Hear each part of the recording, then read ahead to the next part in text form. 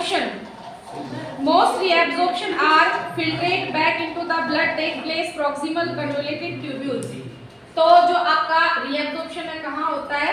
जब क्या होता है आपका जो ट्यूब्यूल्स होते हैं, जो कप शेप का ट्यूब्यूल्स होता है उसके अंदर क्या जाता है? ब्लड जाता है ऑक्सीजन के साथ. Whose epithelium line, और इसकी क्या है? लाइनिंग एपिथेलियम की बनी होती है. इसमें छोटे छोटे माइक्रोविलाई होते हैं. माइक्रोविलाई हेयर लाइक प्रोजेक्शन होते हैं, ठीक है, जिनसे चीजें क्या होती हैं अंदर की तरफ चली जाती हैं, जो कि आपके एब्जॉर्प्शन के लिए बहुत जरूरी है. Many substance are reabsorb here. बहुत सारे सब्सटेंस है जहाँ जो यहाँ पे रीएब्जॉर्ब किया जाता है, जैसे water, electrolyte, organic nutrient such as glucose and amino acid. ठीक है, अगर पूरा क्वेश्चन 5 नंबर में है तो अगर पर पहले में अगर आप इतना भी लिख देते हो दैट्स इनफ. अगर फंक्शन 5 नंबर में है तो फिर आगे बढ़ो. ग्लूकोज एक्टिवली ट्रांसपोर्ट, ये एक्टिव का मतलब बीच में चाहे कुछ भी आओ, ये सेमी परमेबल मेम्ब्रेन को क्रॉस करके चले जाएंगे. Only 60 to 70% filtrate reach medullary loop. Medullary loop कहाँ था? किडनी का बीच का हिस्सा था, ठीक है, वहाँ पे 60 से 70% जो है आपका एब्जॉर्प्शन होता है. Much of this specially water, इसमें आपका पानी, सोडियम, कार्बोहाइड्रेट, ये सारे हैं जो रीएब्जॉर्ब करवाते हैं. और 15 से 20% original filtrate reach in the distal end, जहाँ पे जो ब्लाइंड एंड था वहाँ पे जाके एब्जॉर्ब होते हैं. Main function of collecting duct, इनका मेन फंक्शन क्या होता है? बॉडी के नीड के अकॉर्डिंग ही वाटर को क्या करना? एब्जॉर्ब करना. Active transport take place. Active transport है वो जब होता है किसी भी साइट पे, तो वो जो साइट है एपिथेलियम मेम्ब्रेन की बनी हुई होती है. केमिकल एनर्जी, और इसमें क्या होता है जो हमारी बॉडी की केमिकल एनर्जी है सब्सटेंस के अगेंस्ट लगती है. कंसंट्रेशन होना चाहिए प्रोडक्ट का कंसंट्रेशन क्या होता है? जितना हल्का होगा जितना भारी होगा. भारी होगा तो ब्रेक डाउन होके आगे जाएगा, हल्का होगा तो ऐसे का ऐसे एक्टिव ट्रांसपोर्ट में क्या हो जाएगा? चला जाएगा. इसमें आगे मत पढ़ो कुछ भी. उसके बाद है ट्यूबुलर सिक्रीशन. तो सिक्रीशन क्या है? जो चीज वेस्ट आपकी बच गई है वो क्या हो जाएगी? सिक्रीट हो जाएगी, जिसमें कि आपको इन्होंने दे नहीं रखा है क्या क्या सिक्रीट हो रहा है. लेकिन कई बार जो हम ड्रग लेते हैं जो पूरी तरह फिल्टर्ड नहीं हो पाती हैं, जो रह जाती हैं और कम टाइम में बाहर आने की कोशिश करती हैं, इनके जो मॉलिक्यूल्स होते हैं वो बहुत ज़्यादा बड़े होते हैं, जो कि क्या होते हैं? फिल्ट्रेंट पोर्स में से या माइक्रोविलाई में से नहीं जा पाते. Such substance are cleared by the secretion. ये जो सब्सटेंस होते हैं ये क्या होते हैं? ब्रेक डाउन होते हैं, वापस कम्युलेटेड ट्यूब्यूल्स में जाते हैं और उसके बाद सिंपल फॉर्म में आने के बाद क्या होता है? रीएब्जॉर्ब होते हैं. अगर नहीं होते हैं तो यूरिन के साथ सिक्रेट करके निकाल दिए जाते हैं, जो कि आगे डिसऑर्डर में आते हैं, जैसे कि ब्लड एल्ब्यूमिनिया है, यूरिया एल्ब्यूमिनिया है, हिमिचूरिया है. ये सारे फॉर्मेशन है जो होते हैं. Composition of urine. Urine is clear and amber in colour. अगर आपकी बॉडी में कोई डिसऑर्डर नहीं है तो जो यूरिन है हल्का हल्का सा वाटरी कलर, हमें वाटरी अपीयरेंस देता है, ठीक है. तो अगर इसमें डिसऑर्डर होते हैं तो इसका जो है कलर वगैरह सब कुछ चेंज हो जाता है. इसकी ग्रेविटी है 120 to 130 और पीएच है इसका 4.5 to 8, यानी कि अराउंड 6 इसकी नॉर्मल रेंज रहती है. ज़्यादा भी हो सकता है, 7 को क्रॉस करने के बाद एल्कलाइन हो जाता है, लेकिन यूरिन एल्कलाइन कभी नहीं होता है. एसिडिक ग्रेविटी का होता है. Water, urea, uric acid, creatinine, ammonia, sodium, potassium, chloride, phosphate, sulphate, oxalate. तो ये क्या होता है आपका? ऑक्सालेट यूरिया साइकिल में आता है. ये सारे यूरिन की प्रेजेंस होते हैं. वाटर बैलेंस यूरिन आउटपुट नहीं करना है. इलेक्ट्रोलाइट बैलेंस, वाटर बैलेंस नहीं करना. इलेक्ट्रोलाइट वाटर बैलेंस नहीं होता है, आउटपुट दे रखा है. Change in the concentration of electrolyte in body.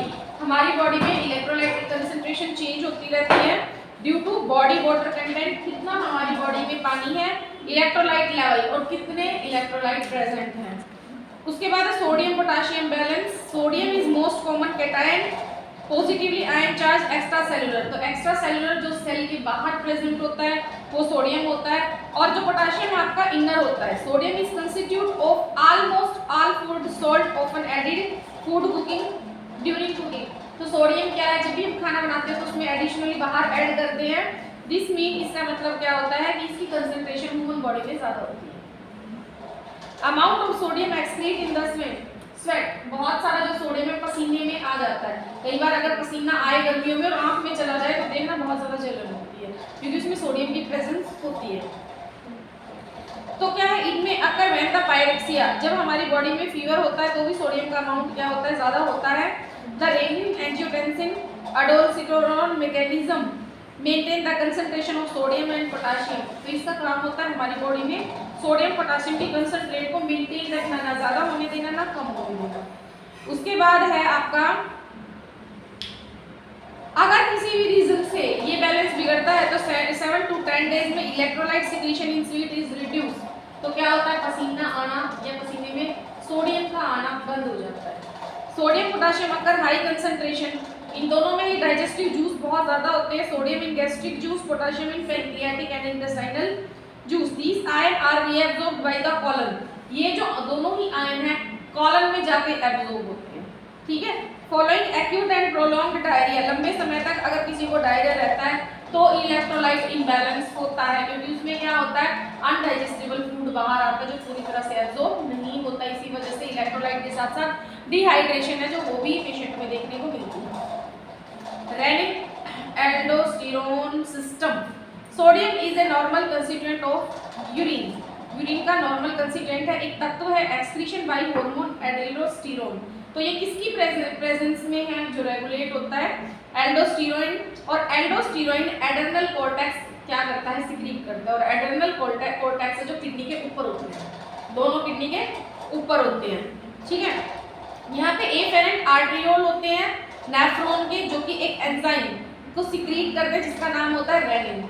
और ये जो रेनिन होता है सिंपैथेटिक स्टिमुलेशन में होता है, इस पे हमारा कोई भी काबू या कोई भी वायलेटरी कंट्रोल नहीं होता है। लो ब्लड वॉल्यूम और लो आर्टेरियल प्रेशर, जिसकी जो है ब्लड प्रेशर, जिसका बीपी कम होगा, renin convert the plasma protein. उस कंडीशन में जो रेनिन है वो प्लाज्मा प्रोटीन को एंजियोटेंसिन में क्या करता है, चेंज करता है, जो कि लीवर के द्वारा प्रोड्यूस किया जाता है प्लाज्मा प्रोटीन, ठीक है। और यहाँ पे बनता है आपका एंजियोटेंसिन 1। समझ में आ रहा है जो पढ़ा रही हूँ, पता चल रहा है। तो क्या था, जैसे ही आपका ब्लड का जो प्रेशर है वो कम होता है तो रेनिन क्या करता है, प्लाज्मा प्रोटीन को एंजियोटेंसिन में क्या करता है, कन्वर्ट कर देता है। और ये प्लाज्मा प्रोटीन लीवर द्वारा क्या किया जाता है, फॉर्म किया जाता है। और लीवर में जैसे ही एंजियोटेंसिन जाता है तो वो जिस प्रोडक्ट के नाम से फेमस होता है उसका नाम होता है एंजियोटेंसिन, ठीक है। 1 एंजियोटेंसिन कन्वर्ट एंजाइम, ये जो एंजियोटेंसिन है कन्वर्ट होता है एंजाइम में, formed in small quantity ACE में, जो कि आपका बहुत कम क्वांटिटी में होता है। कहाँ पे होता है, जो आपके ट्यूब्यूल्स होते हैं, जो आपकी कप शेप की प्रेजेंस थी उसमें ये चला जाता है।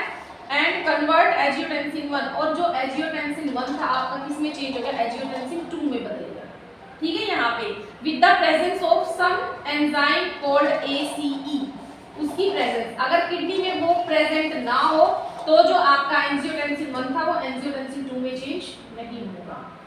विच इज वेरी पोटेंशियल वेसोकंस्ट्रिक्टर, यहाँ पे क्या होता है, आपको पहले भी कई बार बताया, human body contraction and relaxation के फॉर्मूले पे चलती है। तो जो आपकी वेसल्स है कंस्ट्रिक्ट हुई, ब्लड प्रेशर इंक्रीज हुआ, रेनिन ने क्या किया है, तो ब्लड में पोटाशियम जो लेवल है, बढ़े हुए पोटाशियम लेवल को क्या कर दिया, स्टिमुलेट कर दिया। और एड्रेनल ग्लैंड ने क्या किया, एल्डोस्टेरोन को सिक्रीट किया। Water reabsorb with sodium, sodium के साथ पानी रीएब्सॉर्ब हो गया, इंक्रीज द ब्लड वॉल्यूम, और ब्लड वॉल्यूम में उसका लेवल क्या हो गया है, बढ़ गया है। विच रिड्यूस, जिसकी वजह से क्या हो गया, रेनिन का सिक्रीशन कम हो गया through the negative feedback mechanism. ये एक ऐसी कंडीशन है जिसमें ब्लड में सोडियम का लेवल ज्यादा है, ठीक है।